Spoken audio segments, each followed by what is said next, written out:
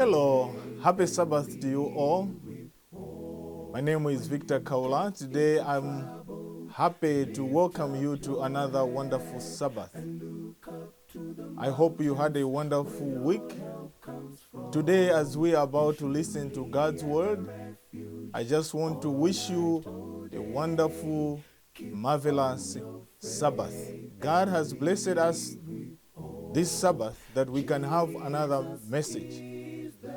We are privileged to have Shepherdess Soko, who is our preacher today. You know, she's gonna preach unto us a message that is giving us hope that even though we are going through these challenges, it is not something that will stay for too long. It will come to pass. Therefore, I want to invite you to a special moment when we can listen to God's word. We are confined in our homes, but we are liberated by Jesus Christ. Just a brief introduction about Shepherdess Soko. She is a wife to Pastor Hawkins Soko.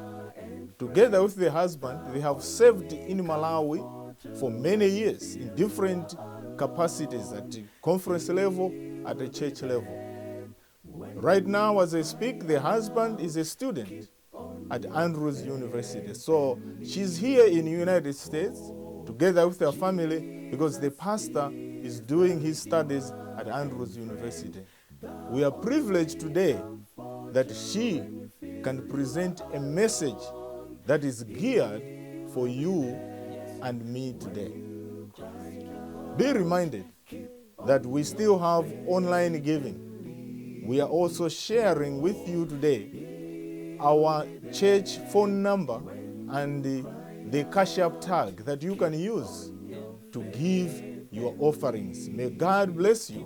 For those of you that are sending your tithes and offerings to our treasury department. Each and every time you give your offering, they are acknowledging the receipt of your offerings. May God bless you.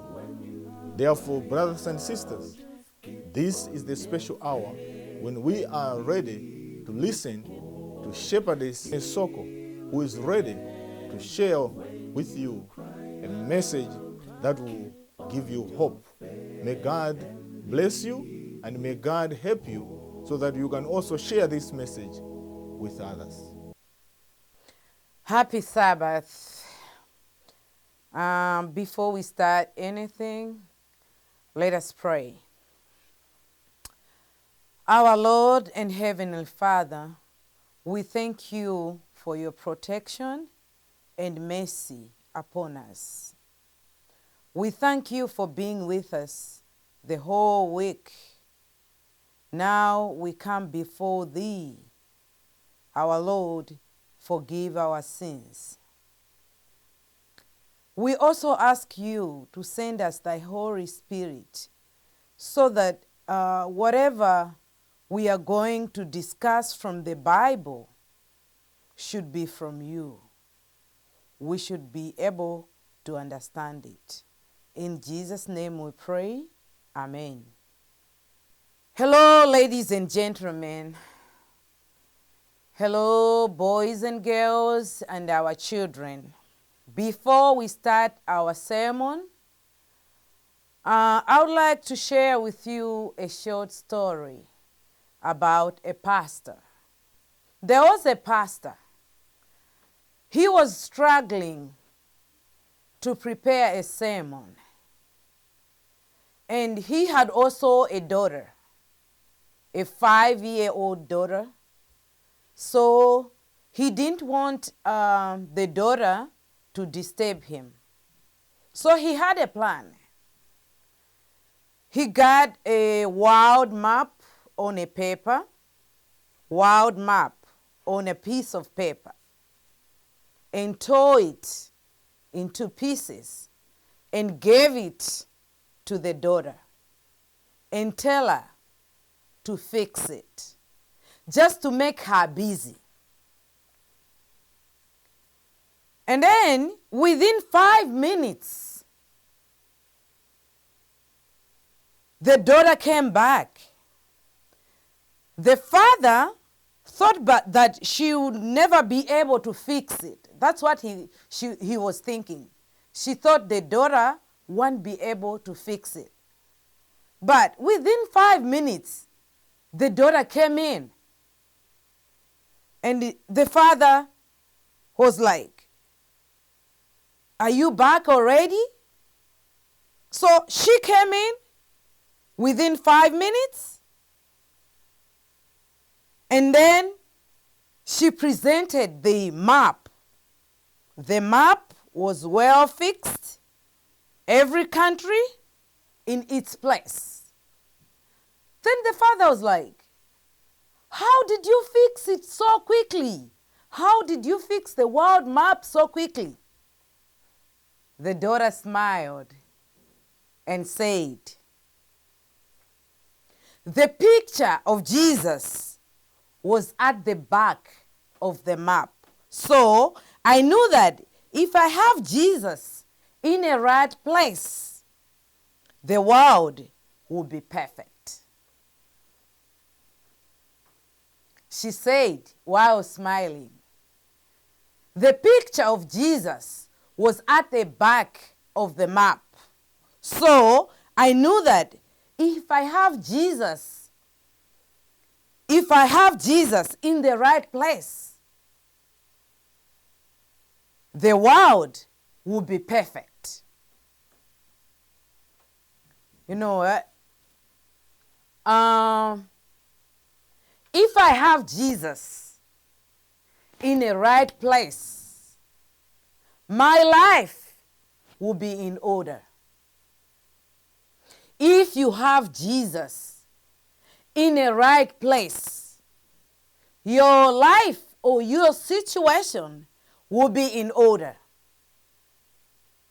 If I have Jesus in a right place, my family will be perfect. If you have Jesus in a right place, your marriage will be perfect. Whatever you're going through now, if you have Jesus in a right place, everything will be perfect.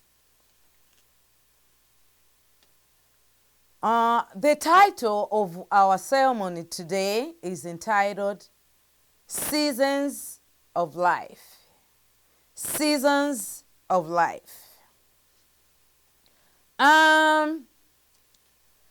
When the leaves changes their color and fall off the tree, everybody knows that another season is coming. When you go out there and see that the trees, the leaves are changing their color and they're falling off the tree, you will know that another season is coming. I would like us to open our Bibles on Ecclesiastes 3. We're going to read verse 1 and verse 4. Ecclesiastes 3, verse 1 and verse 4. It says, To everything there is a season, a time for every purpose under heaven. Verse 4, a time to weep, a time to laugh, a time to mourn, and a time to dance. I'll read again, verse 1. To everything there is a season, a time of every purpose under heaven.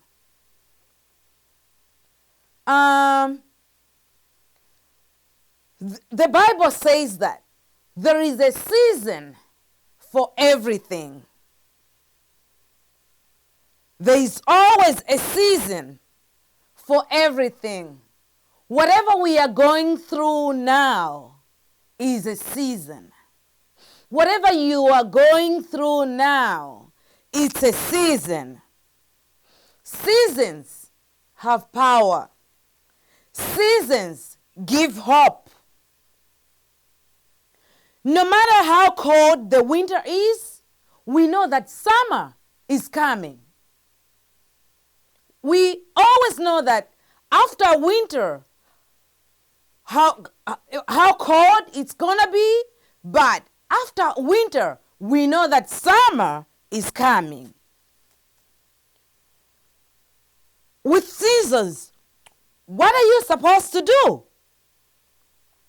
All you need to do is to get right clothes for winter. Get right clothes for winter. That's all you need. Get your coat, get your boots, and also get your jacket. Get your socks.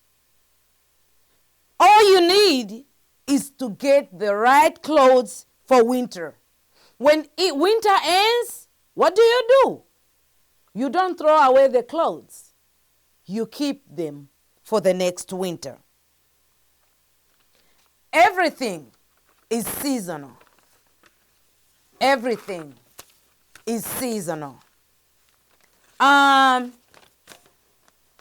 Seasons are temporary. Seasons are not permanent. They are just temporary. Whatever we are going through now shall come to pass because it's a season. It's not permanent. It's just a season. It's temporary. Whatever we are going through, being unemployed, it's seasonal. Being jobless, it's seasonal. Lockdown, it's seasonal. It won't last. Even COVID-19, it's seasonal. It won't be there forever. It shall come to pass. Soon, we're going to close this chapter of COVID-19. We're going to close this chapter and start another chapter. Because seasons are always temporary. Whatever we are going through now, it's a season. It's temporary. It's not permanent. It's just a crisis. So crisis is not a permanent condition. In crisis, what do in crisis? All you need is just to organize yourself. Just organize yourself. That's all you need. Get organized, you're done. As we have already said, you know winter is coming, get the right clothes for winter. Get the heat in the house. Put on your coat, put on your socks, your boots, you get out there, you're going to be okay. You not get cold. So, you got to get right clothes for winter and the right outfit for summer. So, what we are supposed to do, we just need to plan for the season because seasons are just temporary. So, plan for the next season. That's it. Because seasons, they don't last. Seasons, they move. It's moving. Just stay still. Don't panic. Stand still and see. God is going to save us. God is going to be with us. Just relax. Have you ever heard about hurricanes? Hurricanes, they move. They are always moving. They don't stay at the same place. They move where they'll be like maybe 50 miles per hour or 100 miles per hour. All they need is pass by and they keep on moving. They don't stay at the same place at all. We are stronger than the wind. We are stronger than the wind because we are built in a rock, on a rock, Jesus. We are built on a rock. We trust God.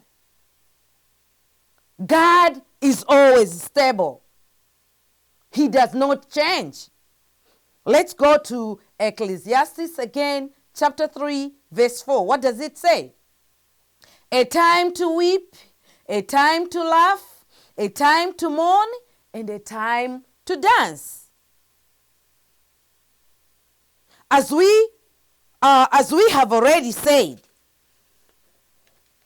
there is a time to laugh, happy time, summertime. You go to the beach, you go out there, you do whatever you want to do.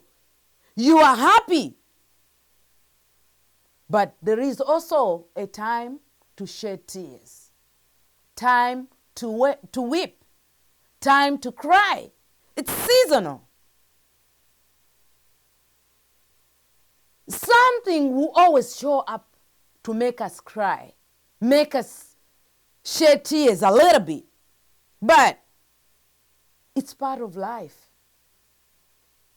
Crying, it's part of life. Getting happy, enjoying, and do whatever you can do, that's part of life. So something will always show up to make us cry, to make us weep. But we're going to laugh again.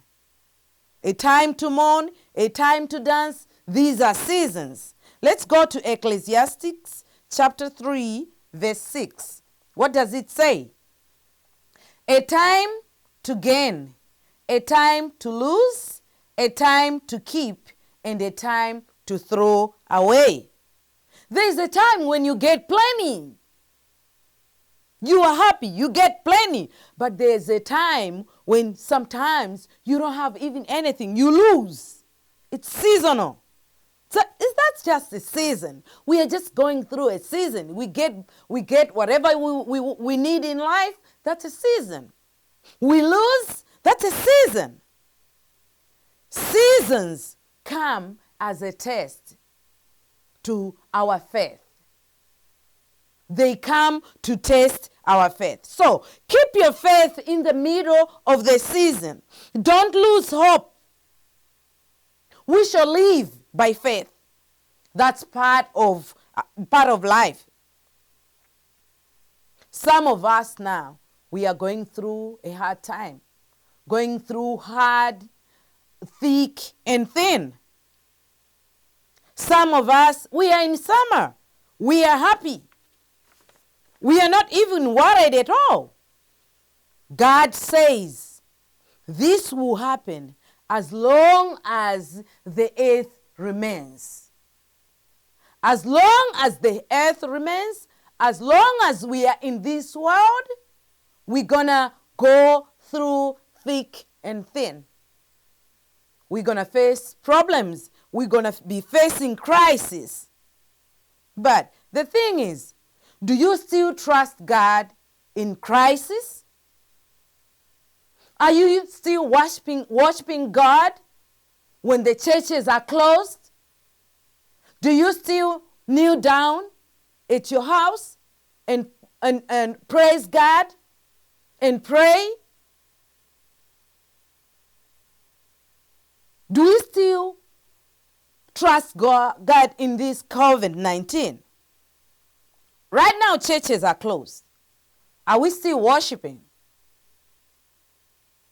There is a season when the trees, they don't have fruits. You go there to get a mango in a mango tree or in an orange tree. You don't have fruits. Sometimes you work hard, but you get nothing. You go to work, get paid, but you don't have enough money to pay rent.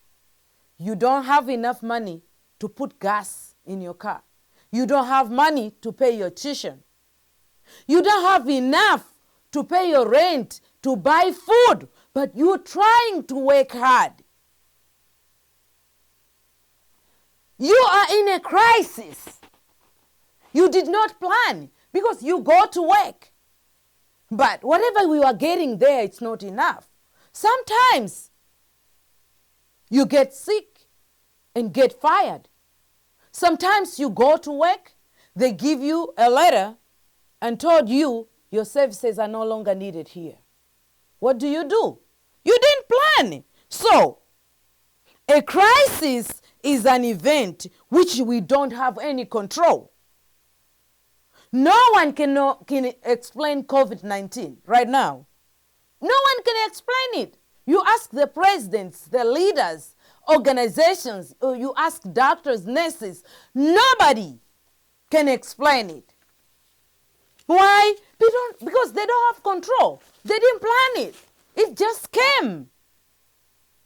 So, they have no control. Even the leaders, they don't have control over crisis. But no matter what it is, it will not last forever. It shall come to pass. Whatever we are going through now, it shall come to pass. It's a season. It's temporary. It's not permanent. So, don't be despaired. Sometimes crisis is a way to change our behavior. Get me right. I'm saying sometimes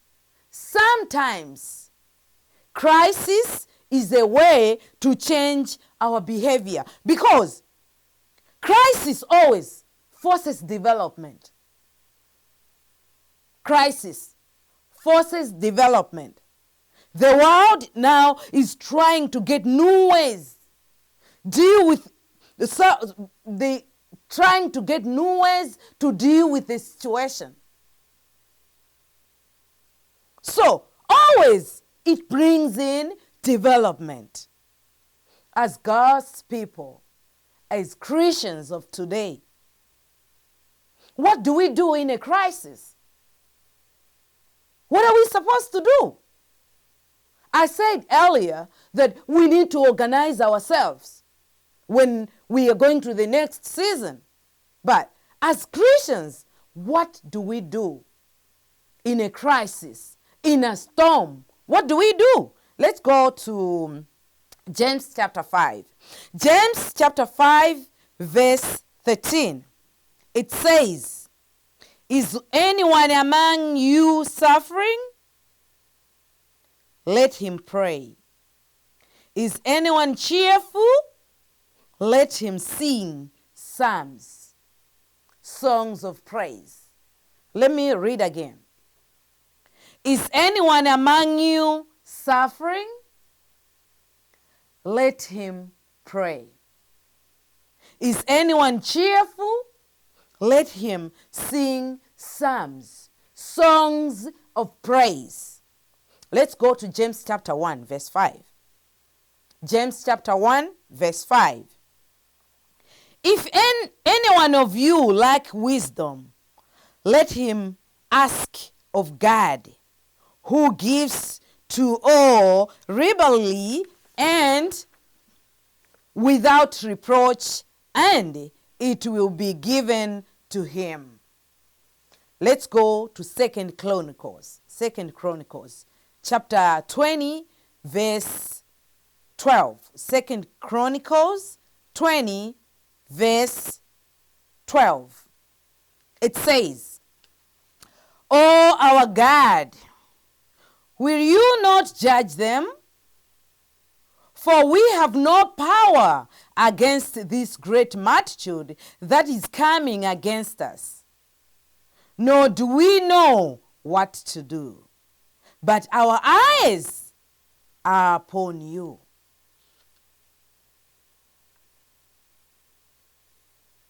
Sometimes when crises come, we don't know for sure what to do.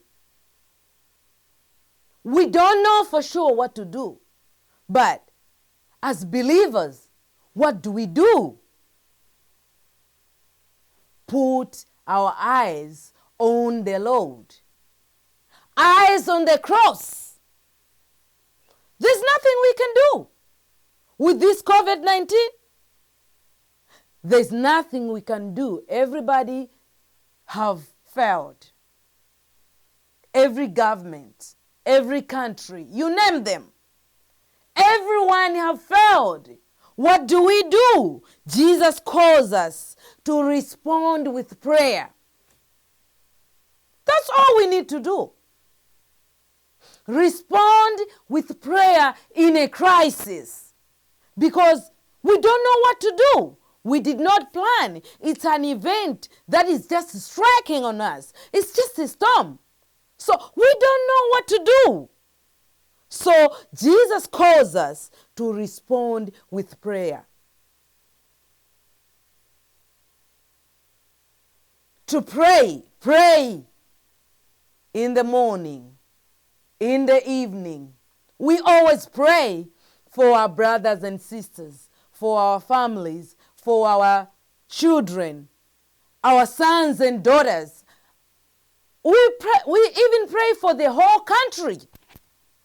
But after praying for your family, after praying for my family, for the nation, after praying for my neighbor and the people that I know around the world, we also need to pray for those who are on the front line.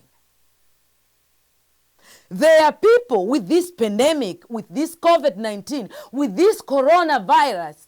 There are people on the front line. You know there is lockdown. You and me, we are in our homes. We don't get out. The only time we get out is maybe going to the store to get the food. But there are people who are always on the front line. They get out of the house. You know them very well. You know them very well. The doctors, nurses, they are out there helping in a front line. Caregivers, CNAs, you can name them. Not only that, those who are affected in the hospital. They are in the hospital. They are fighting, battling for their life. But you and me, who've been favored, we are at home. We are okay. We are not sick. We are not going there. But our friends have been affected. They're in the hospital, battling for their life. They are on the front line with this COVID-19. Some are dying. We got to pray for them. Some, they have lost their loved ones. They are heartbroken. We got to pray for them so that God should give them hope. Pray for the doctors so that God should protect them. The nurses, the caregivers, CNAs, so that God should protect them and give them strength. They get stuck in the hospital. There's nobody to relieve them. They are always there, day in, day out. We need to pray for them because they are always on the front line fighting for us. We can suffer now, but as I've already said, it's a season. If we don't get fine, we don't get well, but the Lord is promising us. Let's go to Revelation chapter 21, verse 4. What does it say? Revelation 21, verse 4. And God will wipe away every tear from their eyes. There shall be no more death, no more sorrow, no more crying. There shall be no more pain, for the former things have passed. What an encouragement. The Lord is promising us a land with no death, no crying, no more pain, no more sorrow. If we don't survive today, let us receive Jesus Christ as our personal Savior, so that He can give us hope. Let us pray. Our Lord and Heavenly Father, we thank you for being with us, for blessing us with thy word. Right now, we are in a crisis with COVID-19, coronavirus. We are asking you, Lord, to be with us, to be with the doctors, the nurses, CNAs, caregivers, and everybody who is out there on the front line. Be with those who are in the hospitals, those who are affected, and those who have lost their loved ones. Give them hope. We ask all this in the name of Jesus Christ, our Lord and Savior. Amen.